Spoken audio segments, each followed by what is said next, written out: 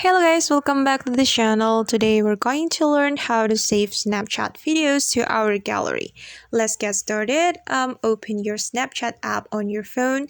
Then you have to click on the spotlight option on the bottom right corner of your screen.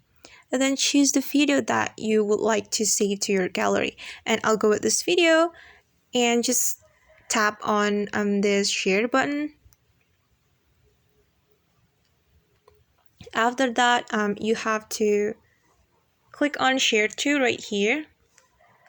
Slide your screen to the right and click on this button.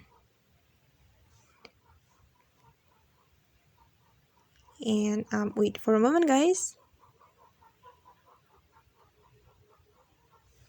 It's still exporting. Alright, now the snap video was exported to our gallery. And let's check it together. Open the gallery.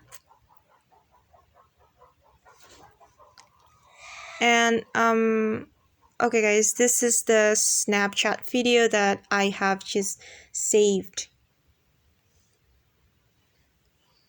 Okay guys, that's how we can save Snapchat videos to our gallery. I hope this video will help you. Thanks for watching and see you.